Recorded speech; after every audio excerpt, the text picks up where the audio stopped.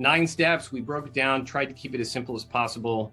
And so I'm going to just jump right into the 9 steps of setting up and running a effective virtual appointment.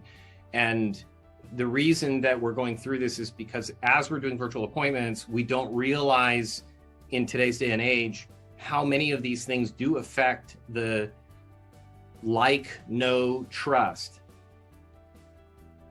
Starting with background, and then we're going to work our way through. And I'm going to hold questions to the end so I don't run out of time, but this is different than YouTube. In formal presentations, we can do backdrops and all that other sort of thing. Keep it clutter-free, too much stuff in the background, and they'll start leaning in to see what it is, and now they're not paying attention to you. You want them, and if that's the case, if it is cluttered and you have no choice, then blur the background.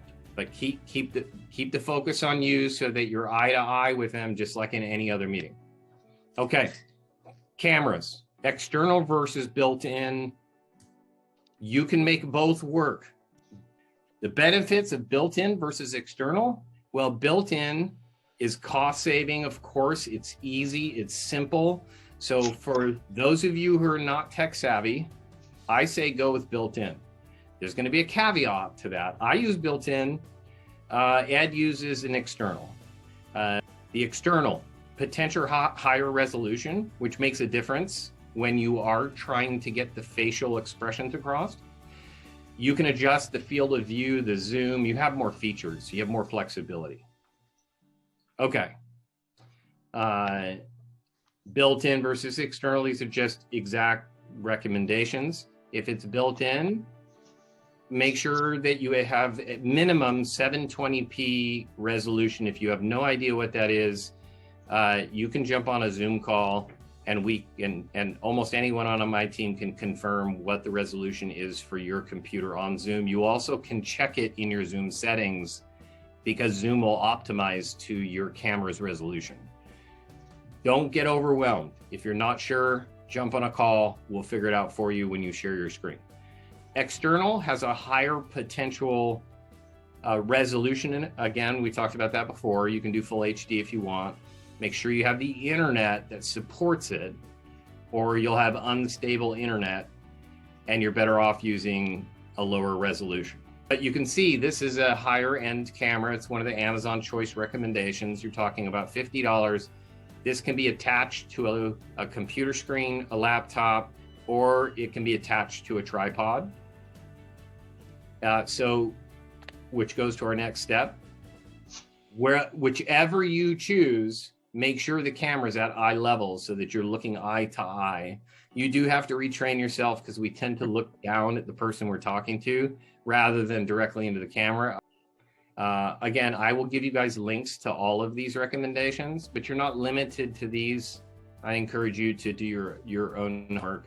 You can see the formal way of doing it.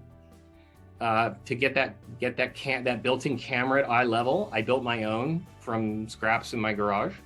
Person on the other end is not going to know which way you did it if you've got it set up properly. Do what is easiest to get the effect that you want. Okay, so lighting. We're going to talk about what types of lights: front lighting, side lighting, back lighting, and making sure that you turn off your overhead lighting. Many of us are working in offices that have the fluorescent bulb lighting above our head. And what that's going to do is it's going to cast shadows on the most important part of being on a virtual meeting. That's your eyes and your facial expressions, like your smile, if you have dimples, all of that you don't want shadowed from overhead light. Okay, so types of lights. And again, I'll give links. Front lights, I think Edward bought a similar set like this. These are the set that I use. This is the exact set that Jeremiah Demaray uses. And so this is to get forward lighting so that they can see your facial expression. Side light. The side light is to create a natural contrast so you don't look washed out. That's an inexpensive side light. I've got one here. It's not even turned on. It's just to add accent and depth So I don't know if you guys can see mine. And it also helps you with time of day. If you have light coming in from the window, you need a kind of just an extra light that you can move around and clip in different places to eliminate shadows that are being caused by some sort of external light you can't control. The backlight, if you don't have light behind you, then there's going to be shadows casted from your body and other obstacles that are from your forward lighting and your side lighting. And if you have a green screen or anything else, although in this particular presentation for one-to-one meetings, I recommend an alternative to a virtual screen because it can be distracting if you don't perfect. You guys have all seen when somebody like lifts their hand on a virtual background and half of it disappears. That's distracting from the main point of the meeting, which is connecting with them. And so you want to eliminate those distractions, and that's why a casual background is often better on a one-to-one getting to know you meeting. Audio, most people forget this sort of thing. Step one, you click on your microphone button, down arrow of that microphone button, and go to your settings on your microphone. Find where this red circle is that says suppress background noise and put it on high, especially if you're at home. Well, even in our office. Okay, so this helps. This is free, so take advantage of it. And then the other, there's a free account for so many minutes, and then if you go over that, you got to pay. But I also use Crisp. It's not very expensive. I think there's an annual fee to it, but I use a noise canceling microphone. Then it goes into Crisp that eliminates background noise. Then I select Crisp as my microphone, and that eliminates background noise. If the automatic or if the suppressed background noise is not enough in Zoom, and that's why you should ask people that you're on meetings with. If you say sorry about my dog and they say, oh, I didn't hear your dog, then you know it's working. Audio, this goes into when is it time to use an actual some sort of microphone and headset. The benefit to headsets, if you're ever struggling with echoing, where your microphone is picking up or your computer is picking up audio that's coming out of the computer, then you need to consider some sort of headphone. Your sound quality to be top end, then that's when, and you're not worried about echo, then that's when you want to consider a lapel mic or a podcasting mic.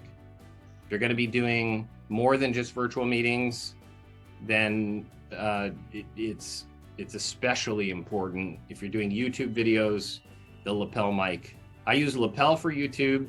I use the podcast mic for presentations and conversations. Okay, best colors to wear on Zoom. First and foremost, be authentic. Make sure it's an outfit that is like your favorite outfit that you're very comfortable in. But authentic also means it's the type of outfit that they would see if you were out in public. Some people's is polos. And believe it or not, I actually wear this in the office. I just happen to wear jeans. I always wear jeans, and then I choose a tie and a shirt. Avoid white or black. And the reason for it is the lighting and backdrops. White it messes with the Zoom autofocus and the auto lighting adjustment. Because the lighting, instead of it refracting, it's just being completely absorbed by the black, and then vice versa with the white. It's reflecting back too much light, and then it'll darken your face. Use a strong color, but you want to make sure that it doesn't in any way blend into your background. Because if it blends into the background, it becomes a distraction. Okay, 6, sit or stand. I happen to stand. But most importantly, remember, it's always about authenticity. So you want to do what's most comfortable for you. Don't be too comfortable. That is important. If you look like you're lounging, you end up, I don't know if you've ever noticed this, like when you lounge, you get like the folding and tuckering of your outfit because you're lounging backwards rather than sitting up straight. But you don't want it so straight where you look like you're uncomfortable. So you got to find that happy medium, right?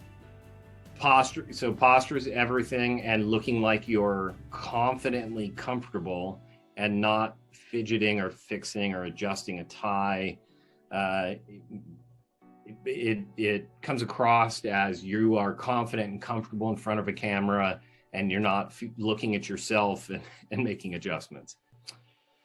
And we're getting to the end here, so this is good. Number 7, do your homework. I cannot tell you how absolutely critical this is. Use technology. We've talked about using Crystal Knows. This is based on a personality test and what the person, but it's automated if you can find their social profile.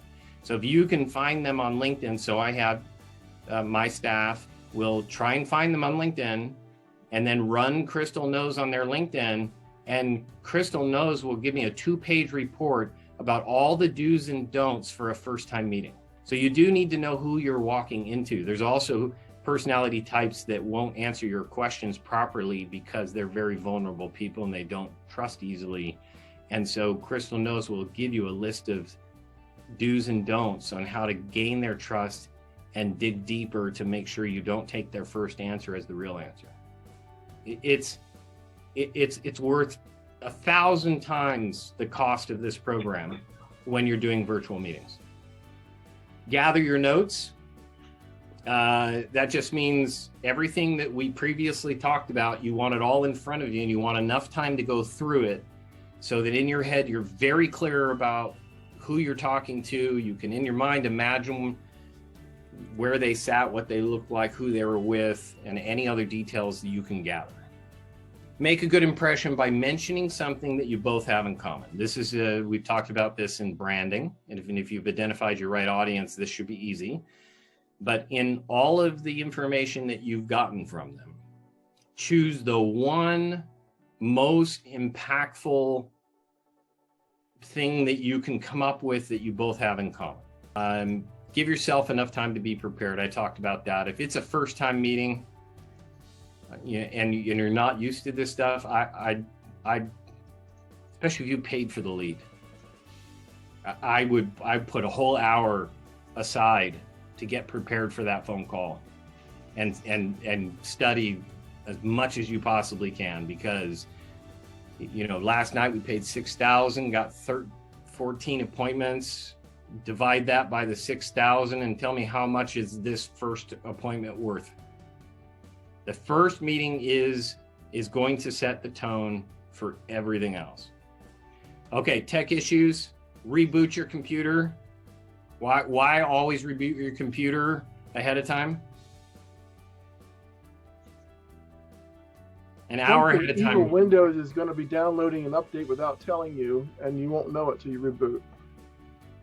And also, things are running in the background. And if you have too many things running in the background, which I've had a problem with for the last 6 weeks, and so I upgraded my internet and I have a new computer, because that'll ruin a meeting. Log in early after you reboot, check all your tech. Log into the meeting a half hour early, check how things look. Close unnecessary programs, don't have anything running in the background. Check your internet speed. You can go to speedtest.org and it'll tell you how many megabytes down, how many megabytes up, and tell you if you have good internet speed. You also can check it within Zoom. Ask a friend or colleague to log in and give you feedback if you're having any trouble and you want to make sure. I had Frank log in early today to give me feedback about, am I sound okay? Can you see my screen? Because I was having tech issues. And so it's helpful to have somebody that you can, if you're panicking because something's not working right, bring in a colleague or friend, get them in on the meeting and test how everything sounds and looks. And have a backup plan. I have 2 laptops. one right on top of the other. They're both logged in. If you guys look at the gallery, do you see that I'm logged in twice? And that's because if I drop off on one computer, I've got the other computer I can switch to. You can do your computer and a phone as well. Is ready, set, go. No matter what happens, if it's the time of your meeting, you gotta log on. So roll with it. Make the most of it. Like I had to go on my phone last minute instead of the second laptop because I was having some issues today. Make light of it. People will relate. Mistakes happen. Things go wrong. So laugh about it. Be willing to laugh at yourself. Use your humor. Don't be over polished. And don't ever apologize if it's something that's out of your control. And then just be yourself. Make sure you smile. Make sure you try and find that humor and connect with the person on the other side. That's the authentic, and that's when they begin to feel like they're building a relationship and a friendship with you. So that's it. And I don't know how many minutes I went over, but 3. I made it by 3 minutes. But I will add, people have to go, I get that. If you have an appointment, which people do. If not, we'll open it up to questions and then we can wrap it up.